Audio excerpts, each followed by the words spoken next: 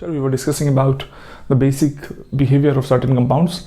In this class, aniline जो है उसके बारे में थोड़ा सा आइडिया लगाते हैं कि एनिलीन की जो बेसिक स्ट्रेंथ है हम अच्छे से समझते हैं। बेंजीन रिंग है और वहाँ पर नाइट्रोजन इससे जुड़ा हुआ है और नाइट्रोजन से 2 हाइड्रोजन जुड़े हुए हैं।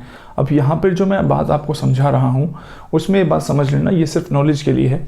हम अच्छे से जानते हैं बेंजीन में जो कार्बन है इनके जो पी ऑर्बिटल है वो इस तरीके से अलाइन होते हैं और यहाँ पर जो नाइट्रोजन है 2 हाइड्रोजन से जुड़ा हुआ है, क्योंकि नाइट्रोजन के लोन पेयर रेजोनेंस में है तो हम कई बार ऐसा समझते हैं कि ये बिल्कुल इस तरीके से प्लेन में होंगे 2 हाइड्रोजन। तो एक्चुअल में जब एक्सपेरिमेंटली एनएमआर एक टेक्निक है जिससे हमने पता लगाया है कि ये जो 2 हाइड्रोजन है एक्चुअली वो बिल्कुल जो है प्लेन से थोड़े से नीचे रहते हैं। अगर ये बेंजीन का प्लेन है ये वाला तो 40 डिग्री का जो डेविएशन है वो देखने को मिलता है। 40 डिग्री डेविएशन होने की वजह से क्या होता है, ये जो पी ऑर्बिटल इस तरीके से होने चाहिए थे वो 40 डिग्री थोड़े से टिल्ट होंगे जिसमें लोन पेयर हैं, तो जो डीलोकलाइजेशन है वो थोड़ा सा कम हो जाता है। तो हम ये बोल सकते हैं कि जो एनिलीन है उसमें डीलोकलाइजेशन ऑफ लोन पेयर तो है बट थोड़ा सा पार्शियल डीलोकलाइजेशन है। ये पहली नॉलेज की बात ध्यान रखनी है। दूसरी बात, इसका जो pKaH है वो है 4.62। ये 2 बातें हुई हैं इसके बारे में। अब हमें ये बात समझनी है कि जो स्टेरिक हिंड्रेंस है वो बहुत इंपॉर्टेंट रोल प्ले करता है और स्टेरिक हिंड्रेंस को हम डिफरेंट नाम से पढ़ सकते हैं। जैसे कि स्टेरिक हिंड्रेंस को 3 पार्ट में पढ़ते हैं जो ऑर्गेनिक में तुम्हारे रिजल्ट जो है वो डिफरेंट कर देता है, और वो ऐसा एक इफेक्ट मैंने तुम्हें पढ़ा रखा है। और क्या था उस इफेक्ट का नाम? उस इफेक्ट का नाम था ऑर्थो इफेक्ट। तो यहाँ पे बहुत डिटेल में ये बात समझ लेना कि जो स्टेरिक हिंड्रेंस है उसी के अलग अलग नाम हैं। तो मैं यहां डिवाइड कर देता हूं, steric hindrance can be divide into 3 part. First part is the ortho effect जिसके बारे में हम पढ़ चुके हैं। ऑर्थो इफेक्ट में भी क्या हो रहा था, ऑर्थो पे प्रेजेंट जो सब्स्टिट्यूएंट था वो स्टेरिक हिंड्रेंस कर रहा था, जिसकी वजह से ऑर्थो सब्स्टिट्यूटेड बेंजोइक एसिड जो थे उनकी एसिडिक स्ट्रेंथ क्या हो गई थी, ज्यादा हो गई थी। उसी तरीके से there is one more term which is SIP, steric inhibition in protonation. इसका मतलब क्या है कि जब किसी प्रोटॉन को इलेक्ट्रॉन पेयर डोनेट करेगा कोई बेस तो स्टेरिक हिंड्रेंस वहां भी अपना रोल प्ले कर सकता है, जिसकी वजह से उसकी बेसिसिटी जो है वो कम हो सकती है। जैसे नाम पता लग रहा है, स्टेरिक इनहिबिशन इन प्रोटोनेशन, यानी प्रोटोनेशन डिफिकल्ट हो जाएगा, इनहिबिट हो जाएगा यानी स्लो हो जाएगा प्रोसेस। तो यानी कि SIP भी एक तरीके का स्टेरिक हिंड्रेंस ही है। ये कब डोमिनेट होगा ये हम देखने वाले हैं अभी। और तीसरा जो है वो है steric inhibition in resonance. Steric inhibition in resonance को ही बेसिकली 2 पार्ट में पढ़ना चाहिए हमें। एक ऑर्थो इफेक्ट जो है वो स्टेरिक इनहिबिशन इन रेजोनेंस का ही एग्जांपल है, उससे कोई कुछ भी हो सकता है। ऑर्थो इफेक्ट में क्या हुआ था जरा ध्यान से सोचो, अगर बेंजोइक एसिड था और यहां पर कार्बोक्सिलिक एसिड जैसा ग्रुप था तो ये जो है इस प्लेन में अगर रहता तो ये जो p ऑर्बिटल है ये इसके साथ रेजोनेंस में हो सकते थे। लेकिन यहां पर जब भी कोई बड़े ग्रुप जुड़े होते थे तो वो इसके जो रेजोनेंस है उसमें इनहिबिशन कर देता था। तो एक तरीके का ऑर्थो इफेक्ट जो है वो भी क्या है, एक तरीके का स्टेरिक इनहिबिशन इन रेजोनेंस। तो हमने देखा है कि स्टेरिक इनहिबिशन होने की वजह से ऑर्थो सब्स्टिट्यूटेड एसिड जो थे उनकी एसिडिक स्ट्रेंथ जो हो गई थी वो क्या हो गई थी, बढ़ गई है। तो कोई भी बच्चा अब ये बात ध्यान रखे, डायरेक्ट ये आंसर ना लगाए कि सर SIR होगा तो एसिडिक स्ट्रेंथ बढ़ेगी, इसका मतलब बेसिक स्ट्रेंथ कम होगी। नहीं, स्टेरिक हिंड्रेंस के अपने अपने इफेक्ट हो सकते हैं जो कि हम मॉलिक्यूल टू मॉलिक्यूल ही देखेंगे। तो अब हम डिस्कस करना स्टार्ट करते हैं जो स्टेरिक हिंड्रेंस है। अब हम अपने आप समझेंगे कहां पे कौन सा इफेक्ट लग रहा है, कब एसिडिक स्ट्रेंथ बढ़ सकती है या कम हो सकती है। तो अब हम विद डेटा साथ चलेंगे। तो सबसे पहला क्वेश्चन ये है तुम्हारे से, अगर हम बात करते हैं एनिलीन की जिसका pKa तुम्हें पता होना चाहिए कितना है, 4.62 है। अब एनिलीन में अगर मैं एक H हटा दूं और एक H हटा के एक Me ग्रुप लगा देते हैं तो तुम्हें क्या लगता है कि जो लोन पेयर की अवेलेबिलिटी है वो कम होगी या ज़्यादा होगी? और इसी तरीके से अगर हम 2 Me लगा देते हैं तो हमें सोचना है कि जो लोन पेयर की अवेलेबिलिटी है उस पर क्या इफेक्ट हो रहा है।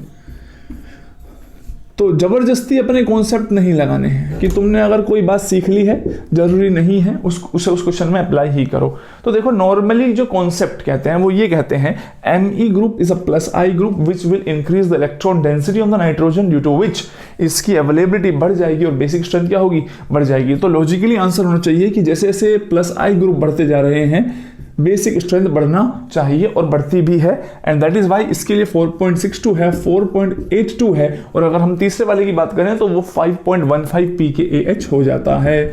5.15 जैसे ही pKAH की वैल्यू बढ़ रही है तो हम कह सकते हैं बेसिक स्ट्रेंथ क्या हो रही है, बढ़ रही है। मैंने क्या बताया, कोई भी बच्चा अपने आप जबरदस्ती SIP SIR ऑर्थो इफेक्ट नहीं सोचेगा।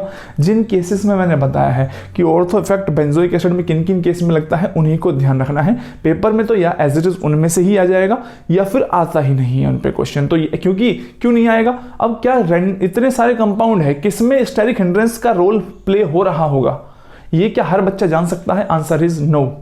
ये तो जितनी तुम्हें इंफॉर्मेशन दी होगी उन्हीं से जिस आ गया क्वेश्चन तो ठीक है, अदरवाइज कोई भी बच्चा ऐसा नहीं बता सकता। मेरे को खुद नहीं पता है कि एक Cl और Br एक्चुअल कितना स्पेस ऑक्यूपाई कर रहे होंगे, कब स्टेरिक हिंड्रेंस डोमिनेट होगा। तो स्टेरिक हिंड्रेंस वाली जो चीजें होती हैं वो नॉलेज बेस्ड होती हैं, ठीक है।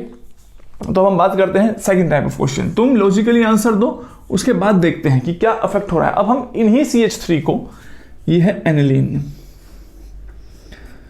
और अब CH2 को मैंने डिफरेंट पोजीशन पे लगा दिया है। लेट सपोज एक बार लगा दिया है ऑर्थो पोजीशन पे, तो जब NH2 पे ये CH3 आता है ऑर्थो पोजीशन पे, पहले इन पे कंपेयर कर लेते हैं, उसके बाद मेटा और पैरा को भी जोड़ देंगे। तो यहां इस मॉलिक्यूल को ही मार्क करके रख लेना, क्योंकि यहां मार्क करने का मतलब यह है तुम जो लॉजिकली आंसर सोच रहे होगे उससे डिफरेंट आंसर आता हुआ नजर आएगा। लॉजिकली क्या सोच रहे हैं हम कि सर ये प्लस I और प्लस H ग्रुप होगा जो इलेक्ट्रॉन डेंसिटी को बढ़ाएगा। इलेक्ट्रॉन डेंसिटी अगर बढ़ेगी तो क्या हो जाएगा, तो इलेक्ट्रॉन जो बेसिक स्ट्रेंथ है वो क्या हो जाएगी, बढ़ जाएगी। बट एक्चुअल में ये फाइंड किया है कि इसका pKH कितना है, 4.62, और अगर मैं एग्जैक्ट डेटा तुम्हें ऑर्थो वाले का बताऊं तो वो काफी इससे कम हो जाता है, विच इज 4.38। अगर pKAH की वैल्यू कम हो गई है तो बेसिक स्ट्रेंथ क्या हुई है, कम। अब हम कोई लॉजिकल आंसर सोचेंगे कि बेसिक स्ट्रेंथ कम होने का रीजन क्या है। जिन मॉलिक्यूल को मैं मार्क करवा रहा हूं उनको ध्यान रखना, पेपर में सिर्फ वही क्वेश्चंस होंगे जो तुम्हारे ऑर्डर को गलत कर सकते हैं। तो अब यहां ये बात ध्यान रखनी है, तुम कहोगे सर प्रोटॉन जो है इसका आंसर होता है SIP which is steric hindrance in protonation. तो बहुत सारे लोग इसको इस तरीके से समझते हैं कि सर प्रोटॉन को नहीं, क्योंकि CH3 स्टेरिक हिंड्रेंस प्रोड्यूस कर रहा है तो प्रोटॉन को ये लोन पेयर डोनेट नहीं हो पाएंगे। तो यार बहुत सारे बच्चे फिर इसका आंसर ये भी सोच लेते हैं कि यार जरूर थोड़े प्रोटॉन इधर से आया, प्रोटॉन बहुत छोटा सा है, प्रोटॉन तो इधर से भी आ सकता है, तो प्रोटॉन ऑब्वियसली इधर से भी आ सकता है, तो प्रोटोनेशन होने में दिक्कत क्या हो रही है। तो आंसर ये है कि जब तुम अगर ध्यान से समझो इस बात को, प्रोटोनेशन से पहले कोई दिक्कत नहीं है, ये sp2 हाइब्रिडाइज्ड है, लेकिन प्रोटोनेशन के बाद क्या होगा, ये sp3 हाइब्रिडाइज्ड जाएगा, H। तो ये वाली बात। अब ये अगर CH3 ग्रुप इसके साथ है यहां पर, ठीक है, H, तो तुम्हें ये बात समझनी है कि प्रोटोनेशन होने में दिक्कत नहीं है, प्रोटोनेशन होने के बाद जो स्पीसीज बन रही है वो अनस्टेबल है। तो मैंने बताया था हमेशा बेसिक स्ट्रेंथ जो चीज पे डिपेंड करेगी, पहली बात availability of the lone pair, और दूसरी बात जो पॉजिटिव चार्ज जनरेट हुआ है उसकी स्टेबिलिटी। तो इसको मार्क इसलिए करना है, this is called steric inhibition in protonation. Protonation होने में दिक्कत हो रही है क्योंकि प्रोटोनेशन होने के बाद जो 3 हाइड्रोजन होंगे वो अपने आप को किसी भी तरीके से ओरिएंटेट कर लें। तो मैं सोच रहा सर ये वाला इधर जा रहा है, इसको इधर कर दो, इधर ले आओ इसको, तो सीधी सी बात है यार, ये 2 ऐसे हैं, एक को इधर करोगे दूसरा इधर जाएगा, तो तीनों 109 पे, किसी एक को चेंज करोगे तो दूसरा ऑटोमेटिकली इस पोजीशन को ऑक्यूपाई करेगा ही। तो ये स्टेरिक हिंड्रेंस आने की वजह से ये जो स्पीसीज बन रही है ये हाईली अनस्टेबल है। और इंटरेस्टिंग बात ये भी ध्यान रखनी है कि ये जो पॉजिटिव चार्ज एनिलीन पे कभी भी, जब मान लो ये नहीं था, जब इसने लोन पेयर डोनेट कर दिया एक H और H, तो क्वेश्चन ये है क्या ये पॉजिटिव चार्ज रेजोनेंस स्टेबलाइज हो सकता है या नहीं हो सकता है, बताओ रेजोनेंस स्टेबलाइज होगा कि नहीं होगा, तो आंसर है नहीं। क्यों नहीं है? तुम्हारा कुछ नहीं जाता बनाने में, तुम तो ऐसे कर देते हो सर एक आगे डबल बॉन्ड यहाँ पे आ गया पॉजिटिव चार्ज, नाइट्रोजन ने कितने बॉन्ड बना लिए यहाँ पे 5, क्या नाइट्रोजन 5 बॉन्ड बना सकता है? Answer is no. तो इसलिए ये बात ध्यान रखना, पॉजिटिव चार्ज एनिलीन पे जब भी आता है वो रेजोनेंस स्टेबलाइज नहीं होता है। हालांकि इसका इस बात से कोई लेना नहीं, हम तो मैं डिफरेंट बात बता रहा था। तो फिलहाल मैंने बता दिया ऑर्थो पे अगर CH3 ग्रुप है एनिलीन के तो स्टेरिक इनहिबिशन इन प्रोटोनेशन होने की वजह से इस इमेज को दिमाग में रखना है कि प्रोटोनेशन के बाद जो बनेगा वो अनस्टेबल होगा, दैट इज व्हाई ऐसा नहीं होता है। ठीक है, तो इसको मार्क कर लेना। जो स्पेशल केसेस हैं उन्हीं को ही मैं बता रहा हूं, बार बार क्लास के नोट्स ही पढ़ के जाने हैं। कोई GOC के लिए और स्टीरियो के लिए बुक रेफर मत करो। ठीक है, हम बहुत क्वेश्चन करने वाले हैं इन पे, हर एक क्वेश्चन जो तुम्हारे डाउट में होगा वो सारे डिस्कस हो जाएंगे। ठीक है, अब देखो अभी तो मैं सिर्फ उस टॉपिक से रिलेटेड जितने क्वेश्चन जरूरी है वो बता रहे हैं, एंड में सारी बुक सॉल्व करवा दूंगा। मैं जो क्वेश्चन कराऊंगा अलग अलग टाइप के, कहने का मतलब ये है। अब देखो अगर मैं इनमें कंपैरिजन करने को कहूं, एक बार CH3 में लगा देता हूं मेटा पोजीशन पे, NH2 and CH3 at meta position and NH2 and CH3 at para position. तो इस स्पीसीज को हमेशा आज के बाद याद रखना है, जो स्पीसीज याद रखनी है उनको हमेशा अपने रूम पे बना के चिपका लो कि वो स्पीसीज ध्यान रखेंगे, क्योंकि यही गलत करवा सकती है, बाकी तो लॉजिक और कॉन्सेप्ट तो कोई बिगाड़ ही नहीं सकता। अब इसका मतलब ये है, इसको हटा दो, इसमें तो SIP होने की वजह से इसका सबसे कम बेसिक स्ट्रेंथ है। तो अगर ये A, B, C और D है तो सबसे पीछे कौन है?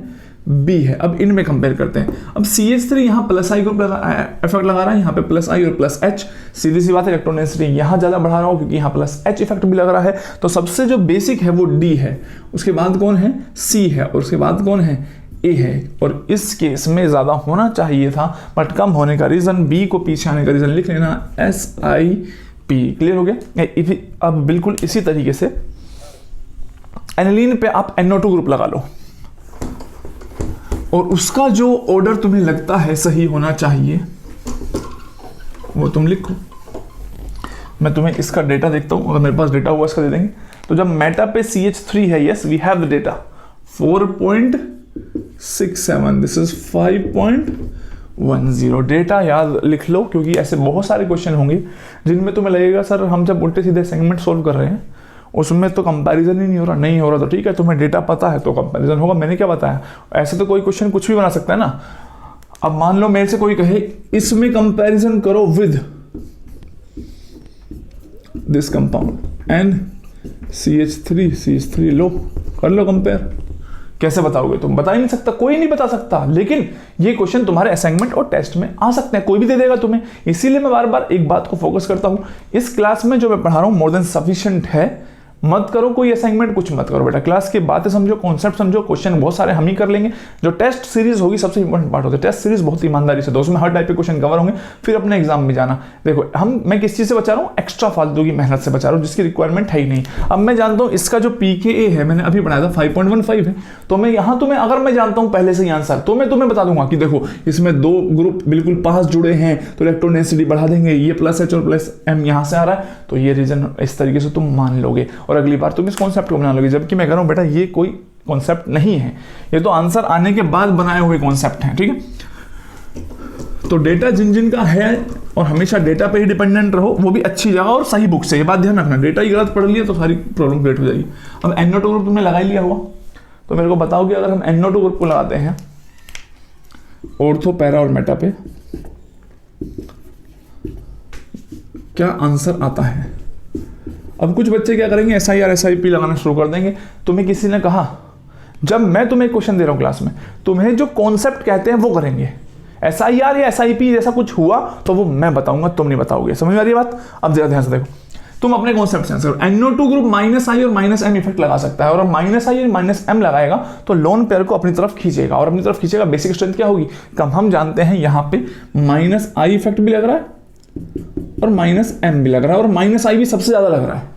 इसका मतलब इसका जो बेसिक स्ट्रेंथ है वो सबसे क्या हो जाएगा? कम हो जाएगा। A B C D अगर इनको मान लेते हैं हम तो सबसे पीछे आ जाएगा B।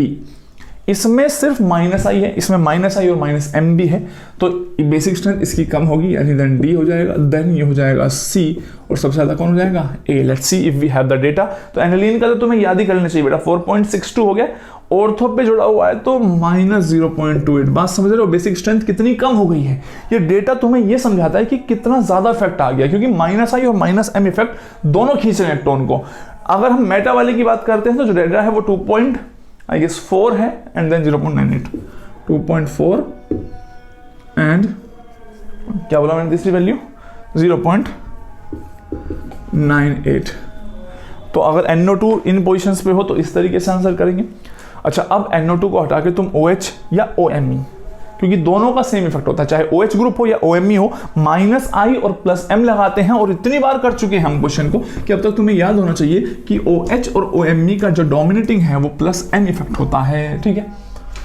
तो अगर मैं यहां लगा देता हूं OH या OMe भी होता, OH या OMe, OH या OMe, इसका ऑर्डर लगाओ अपने आप। तो हम जानते हैं ये अगर +M डोमिनेटिंग है तो -I का तो किससे ही खत्म हो गया, जब तक दोनों में कंपैरिजन नहीं आएगा। तो +M इलेक्ट्रॉन डेंसिटी बढ़ाएगा और बढ़ाएगा तो बेसिक स्ट्रेंथ बढ़ाएगा। तो सबसे ज्यादा इसमें देखो -I सबसे कम होगा और +M वैसे भी ज्यादा हो जाएगा क्योंकि डिस्टेंस डिपेंडेंट है। तो सबसे ज्यादा बेसिक जो है वो D है, ठीक है। इस केस में जो है इंटरेस्टिंग बात ही है -I लग रहा है सिर्फ, क्योंकि इसमें +M तो लग ही नहीं सकता, वहां तक जाएंगे इलेक्ट्रॉन, तो सिर्फ -I लग रहा है। तो ये बेसिक स्ट्रेंथ को कम कर रहा है, तो सबसे पीछे जो है वो C होना चाहिए।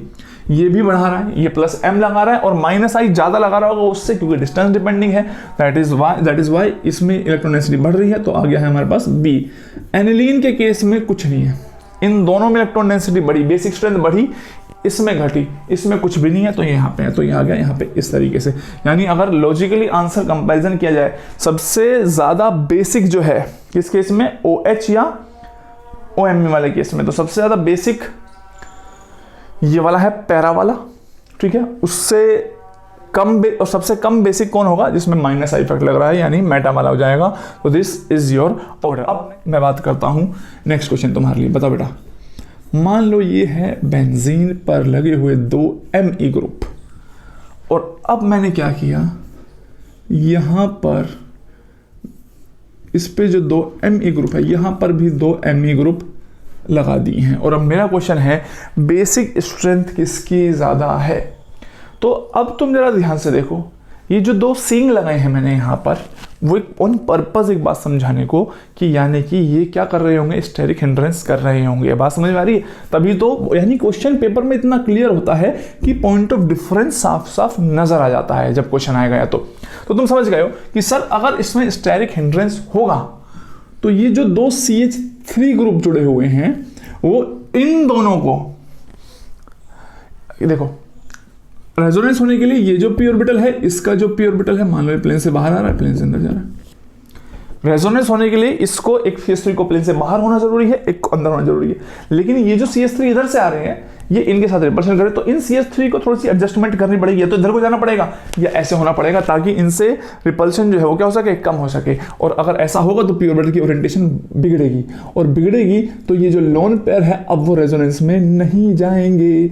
अगर रेजोनेंस में नहीं जाएंगे तो वो इस नाइट्रोजन पर ही रहेंगे और अवेलेबिलिटी जो है वो क्या हो जाएगी, बढ़ जाएगी, क्योंकि इस वाले के लोन पेयर जो है वो किस में है, रेजोनेंस में। That is why this is more basic than that. बात समझ में आ गई? बहुत इंटरेस्टिंग क्वेश्चन है। अच्छा देखो नेक्स्ट क्वेश्चन, इसको लिख लो। जो मैं क्वेश्चन करा रहा हूं वही तुम्हारे पेपर में आएंगे, ये बात ध्यान रखना, ठीक है। अब हम बात करते हैं, अगर लेट सपोज इस बार सीधा बना देता हूँ, मेरी मर्जी में इसको सीधा बनाऊँ या टेढ़ा बनाऊँ, तुम्हें किसी के साथ भी कंफर्टेबल नहीं होना चाहिए। तुम क्या हो गए, ऐसी बेंजीन के साथ कंफर्टेबल हो गए हो, और मैं कभी इसको टेढ़ा बना रहा हूँ, कभी ऐसा बना रहा हूँ। क्यों? क्योंकि एग्जामिनर जानता है तुम्हारा कंफर्टेबल जोन क्या है। वो जानबूझ के मॉलिक्यूल्स को तुमने देखा होगा, सिंपल क्वेश्चन को मानेगा, मान लो दिस इज XYZ, और तुम्हें पता होता है X HCl की बात कर रहा है, Y जो है HF है, लेकिन वो जानबूझ के उल्टा सीधा लिखता है एग्जामिनर। क्यों? क्योंकि वो तुम्हारे कंफर्ट जोन से तुम्हें बाहर लाना चाहता है। इसलिए don't be comfortable with any molecule. तो अब हम इसको जैसे मन करेगा वैसे बना सकते हैं। अब अगर मैं कहता हूं देखो ME, अच्छा कि ये दोनों लोन पेयर हैं जो इलेक्ट्रॉन डेंसिटी को बढ़ा देंगे। अब इसमें NO2 लगा दिया मैंने यहाँ पे, NO2 लगा दिया मैंने यहाँ पे, NO2 लगा दिया। अच्छा, बेसिक स्ट्रेंथ बढ़ाने के लिए मैं इसका कंपैरिजन तुम्हें दे रहा हूँ किससे, इसके साथ, NH2, NO2, NO2 और NO2। अब बताओ भाई बेसिक स्ट्रेंथ किसकी ज़्यादा होगी। अब तुम लॉजिकली सोचोगे कि सर मुझे ऐसा लगता है दोनों में कंपेयर करने पर इसमें 2 Me जो है प्लस I ग्रुप इफेक्ट लगाएंगे, लोन पेयर की अवेलेबिलिटी बढ़ाएंगे, अवेलेबिलिटी बढ़ेगी तो मज़ा आ जाएगा सर, बेसिक हो जाएगा ज़्यादा।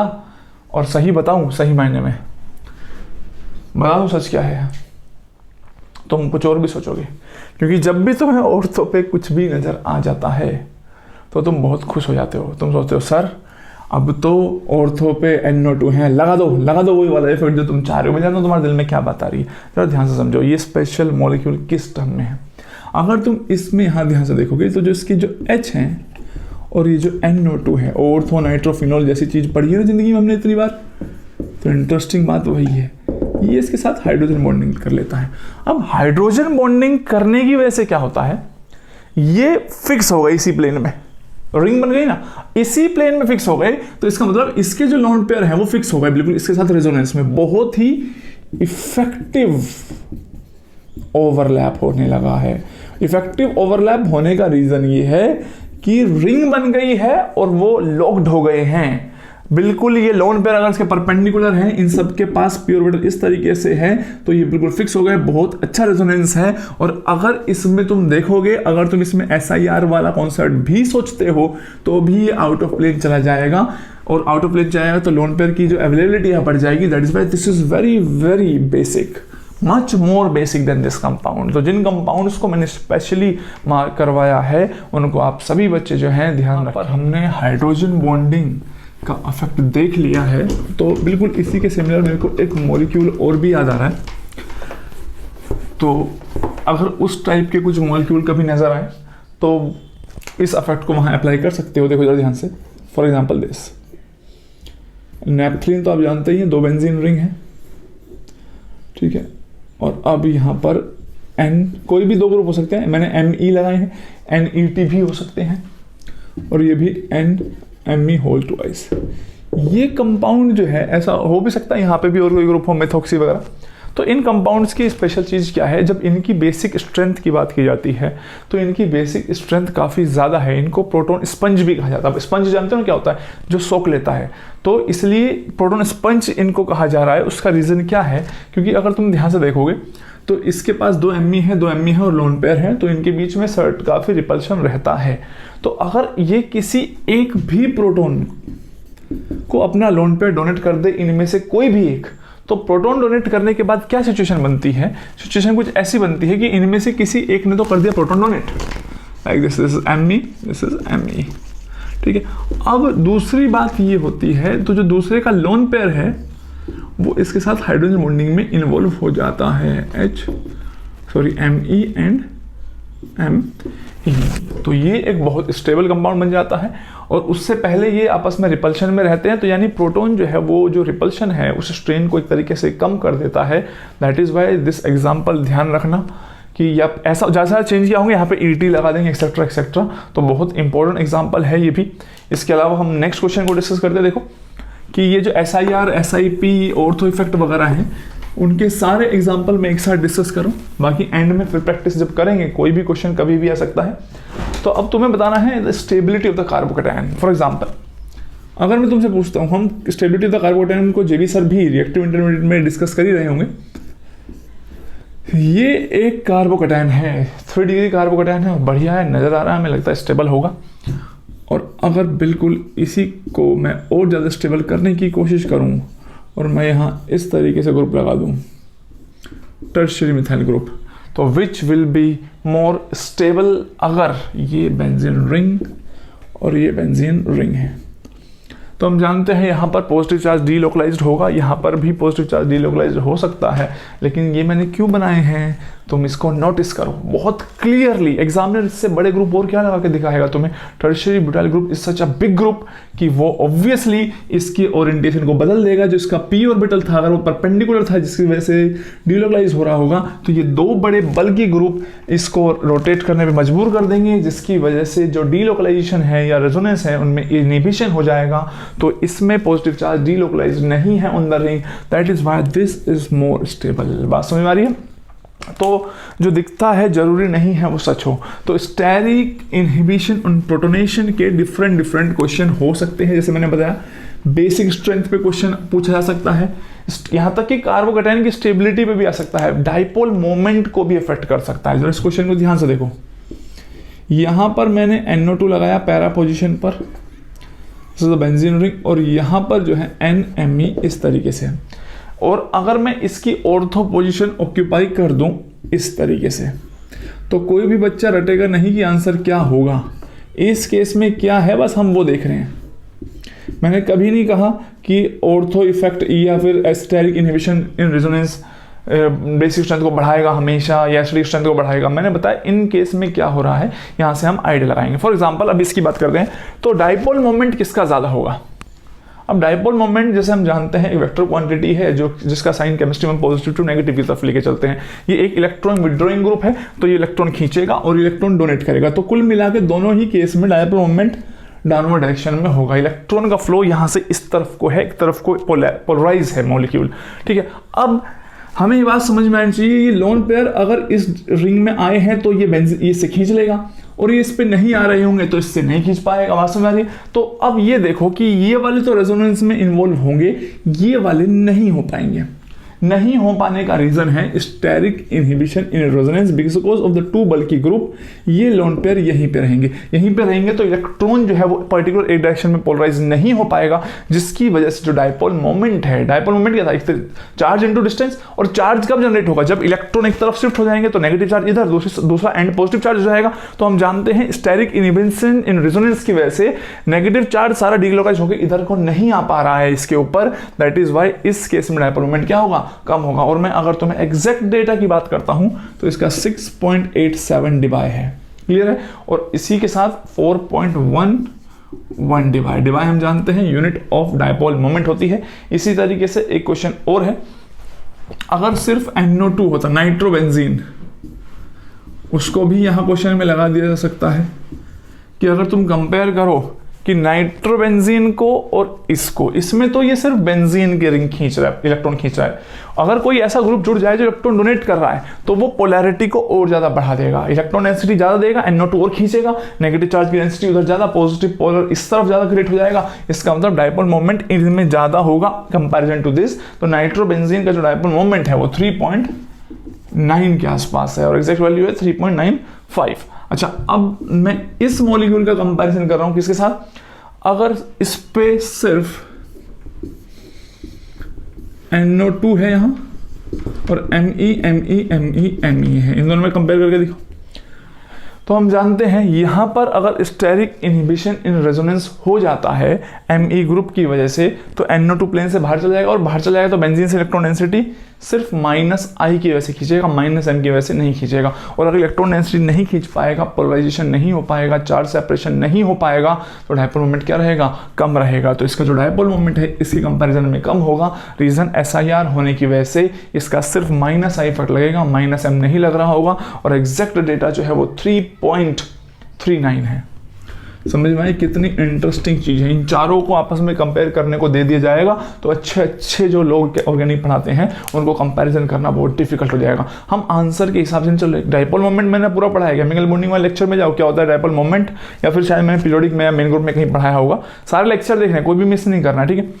और इनऑर्गेनिक पहले पूरी पढ़नी है, उसके बाद हम ऑर्गेनिक स्टार्ट करेंगे, क्योंकि यहाँ कोई भी रैंडम इनऑर्गेनिक का इफेक्ट, चाहे वो मेन ग्रुप, 3 चैप्टर तो जरूर अच्छे से समझ में आना चाहिए, periodic, main group and chemical bonding. जिनको बहुत अच्छे से आते होंगे उनके लिए ऑर्गेनिक समझनी बहुत आसान है। तो डाइपोल मोमेंट से रिलेटेड क्वेश्चन भी हो सकते हैं। अच्छा, मैं एक इंटरेस्टिंग और बात बताता हूँ तुम्हें कि बॉन्ड लेंथ से भी फैक्टर आ सकते हैं। मान लो मैं इसी में पूछ लूँ कि ये अगर बॉन्ड लेंथ है A और ये है बॉन्ड लेंथ B, तो दोनों में से ज्यादा कौन सी होगी? भाई हम जानते हैं डबल बॉन्ड कैरेक्टर अगर आएंगे और डबल बॉन्ड कैरेक्टर आएंगे तो बॉन्ड लेंथ क्या हो जाएगी? कम हो जाएगी। तो इसमें तो ये रेजोनेंस में है तो यहाँ पे डबल बॉन्ड कैरेक्टर होंगे।